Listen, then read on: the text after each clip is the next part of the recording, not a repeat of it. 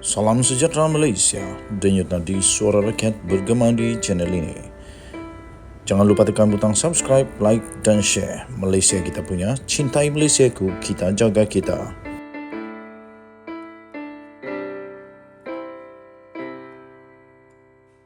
Salam sejahtera Malaysia. Selamat pagi tuan-tuan dan puan-puan yang dihormati sekalian. Denyut nadi suara rakyat bergema di channel ini. Tuan-tuan dan puan-puan yang dihormati sekalian, Anwar nampaknya betul-betul sudah putus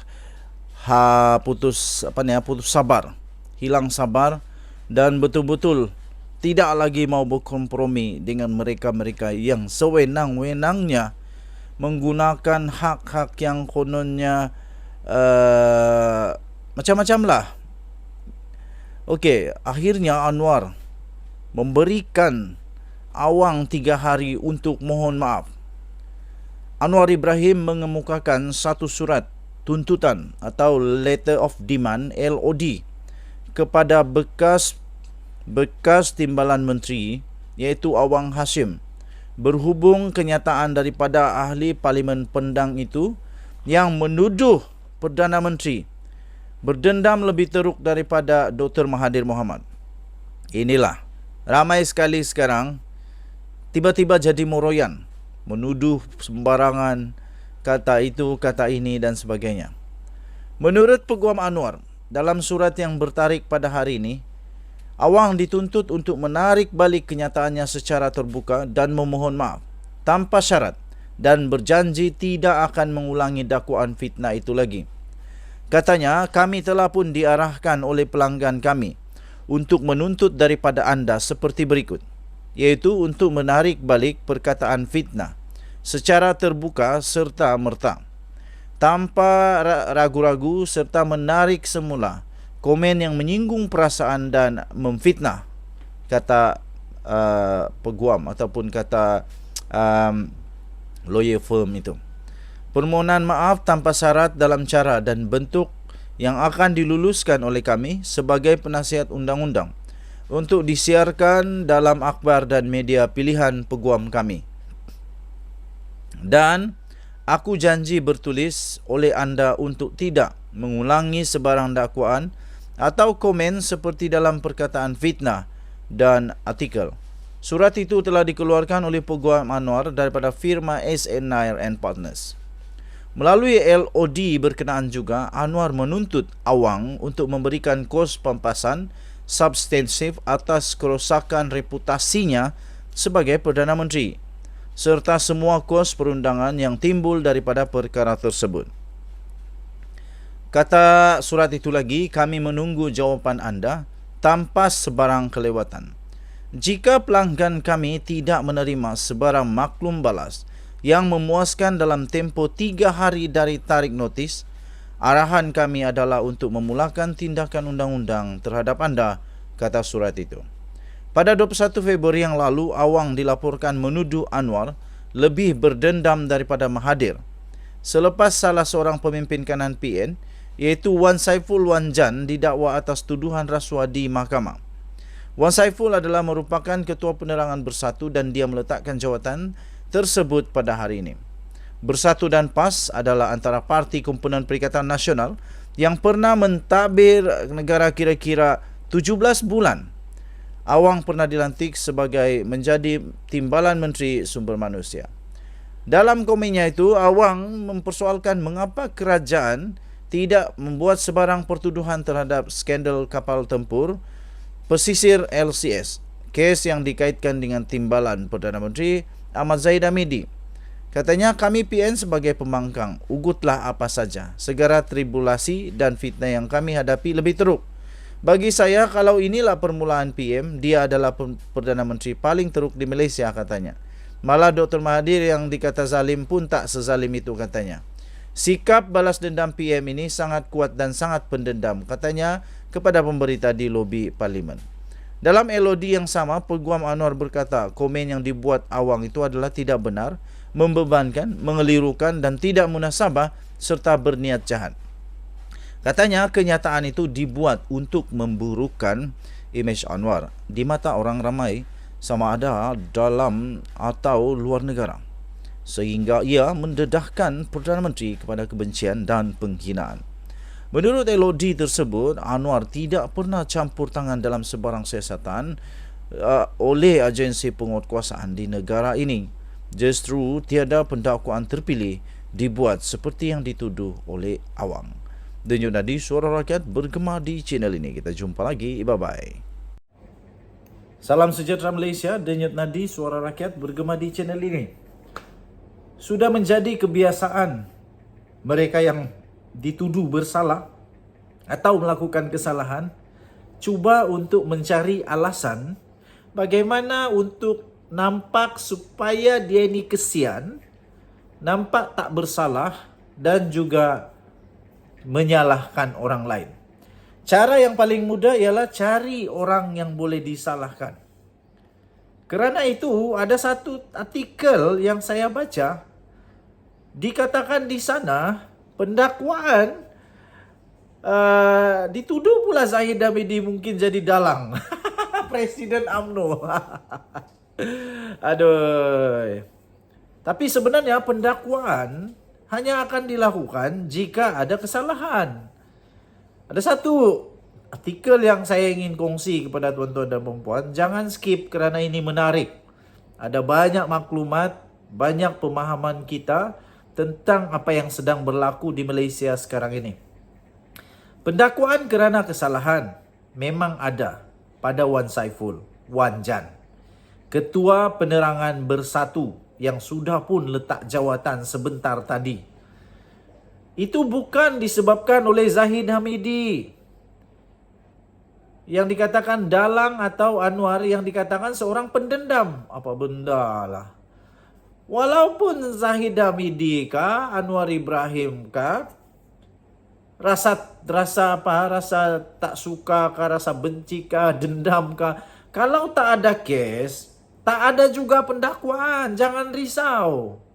Saya percaya Tuhan itu sentiasa bersama-sama dengan orang yang benar. Kawan saya, Nazilin Unity, pernah kata dengan saya ketika kami memancing. Bukan kawan, itu adik saya. Nazilin Unity itu adik saya.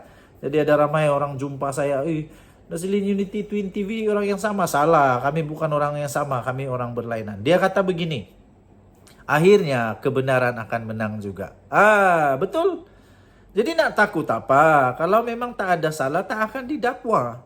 Dan kalau sudah didakwa, jangan pula menempiaskan air liur kah, air kencing kah kepada orang lain. Terutamanya kepada mereka yang tak tahu apa-apa pun. Dan terutamanya mereka yang memang pun bertanggung jawab, ada amanah untuk melakukan perkara-perkara sebegitu, iaitu mengeluarkan kebenaran. Dalam reaksi awalnya berhubung pertuduhan rasuah 6.9 juta terhadap Ketua Penerangan Bersatu, iaitu Wan Saiful Wan Jan yang berkaitan dengan projek Jana Wibawa. Tiba-tiba Presiden Bersatu Tan Sri Muhyiddin Yassin buat kejutan amat luar biasa. Presiden Bersatu Mahyadin Mat Yassin menuduh Presiden UMNO Ahmad Zahid Hamidi sebagai dalang di sebaliknya. Ini lucu bin ajaib. Lucu bin lawak. Benar tapi pelik. Apa-apa aja lah. Katanya beliau percaya pendakwaan kes mahkamah terhadap Wan Saiful itu didalangi oleh Zahid yang bertujuan untuk melemahkan partinya. Apa kuasa Zahid ada? Apa kuasa Zahid ada? Dia tak ada kuasa undang-undang. Yang mendakwa bukan Zahid. Yang mendakwa bukan Zahid, bukan UMNO, bukan Anwar. Yang mendakwa itu SPRM dan mahkamah. Dan mereka pun bukan orang yang tak berpelajaran. Bukan orang yang tak tahu undang-undang. Tiba-tiba aja datang-datang, kita dakwa dia. Bukan, tapi sudah ada bukti, sudah ada fakta kes, sudah ada modus operandi, jadi barulah didakwa. Tuan-tuan dan puan-puan, katanya sebelum ini, terdapat kenyataan-kenyataan yang dibuat oleh Zahid Hamidi seolah-olah menjadi bentuk percubaan untuk menuduh Bersatu sebagai puak kluster mahkamah. Katanya dalam kenyataan itu, selepas ini akan ada kluster baru mahkamah juga. Jadi, itu merupakan satu perkara yang dah awal-awal pre-attempt, kata Mahyadin Mak Yassin. Pre-attempt kah, tak attempt kah? Kalau ada memang kes, memang didakwa lah. Terimalah kenyataannya bahawa Wan Saiful Wanjan memang sudah pun didakwa di mahkamah kerana didakwa minta rasuah dan terima rasuah. Bukan terima saja, minta pula. Jadi kata Tan Sri Mahyadin Mak Yassin, dia kata, jadi apa yang berlaku adalah perkara yang saya fikir sudah dirancang dan terancang. Katanya kepada pemberita di pekarangan kompleks Mahkamah Kuala Lumpur. Bolehkah kalau saya pakai ayat yang diguna oleh Tan Sri Mahyadin Yassin di parlimen? Dia kata, ingat, kamu tidak akan berkuasa selama-lamanya. Adakah itu dengan perkataan itu pun boleh juga dipikir sebagai Mahyadin Mak Yassin dan sekutu-sekutunya, geng-gengnya sekarang ini sedang berusaha untuk mengucar-kacirkan kerajaan perpaduan dan untuk mengucar-kacirkan semula negara Malaysia. Bolehkah dipakai itu? Tak boleh kan? Saya pun tak setuju kalau itu diambil sebagai pre-attempt. Mana boleh. Tapi dia tuduh pula Zahid Hamidi pre-attempt. Jadi jangan, hentikan. Kalau sudah didakwa, itu bukan didakwa oleh Anwar atau Zahid, tetapi didakwa oleh SPRM dan mahkamah. Jadi, Muhyiddin seterusnya berkata, dalang itu diusahakan oleh antara BN dan PH yang tidak senang dengan sokongan rakyat terhadap PN yang semakin kuat pada PRU 15 lalu. Atas sebab itu katanya pendakwaan Wan Saiful pada hari ini adalah pendakwaan terpilih dan parti itu sudah menjadi sasaran untuk dilemahkan. Saya sampai sekarang berfikir apa maksud pendakwaan terpilih. Maksudnya ramai orang bersalah tapi dia yang terkena kah? Maksudnya itu pengakuan kah bahawa memang dia bersalah tapi tak puas hati kerana orang lain yang turut bersalah tak diambil tindakan. Sila tinggalkan komen anda. Okey, jadi kata artikel itu lagi, beberapa pemimpin PN yang lain kemudiannya secara berduyun-duyun juga menyifatkan pendakwaan terhadap Wan Saiful adalah suatu bentuk pendakwaan terpilih terhadap blok pembangkang. Oh, beberapa pemimpin PN bukan BN. Mereka berkata ia menunjukkan Anwar mempunyai sifat pendendam terhadap PN. Oh, pendendam. Bukan pendendam. Itu satu tanggungjawab amanah. Kan dia sudah janji menghapus rasuah.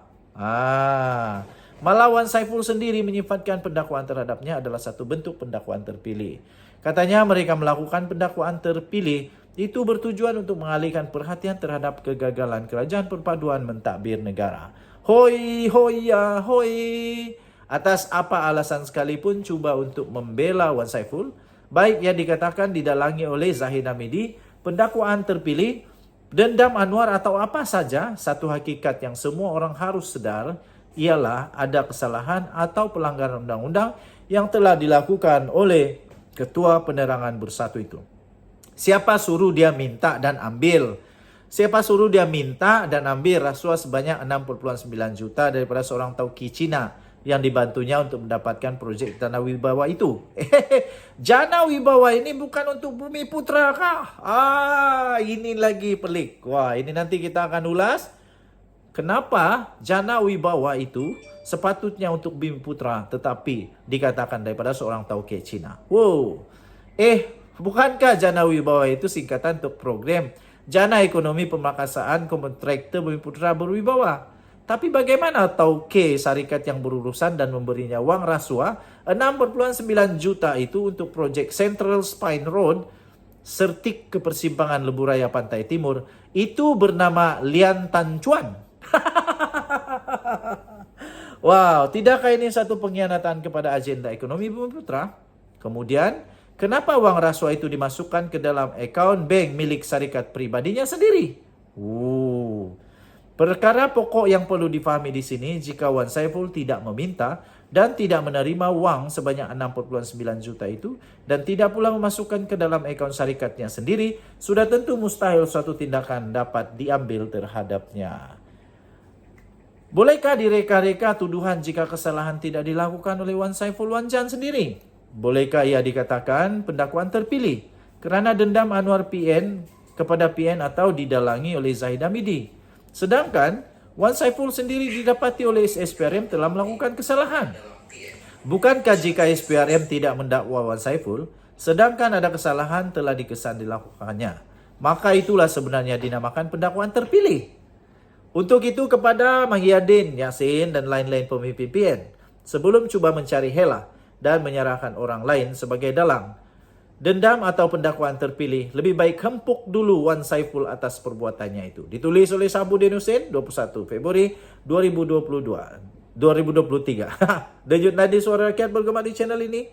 Tinggalkan komen Anda, kita jumpa lagi. Bye-bye.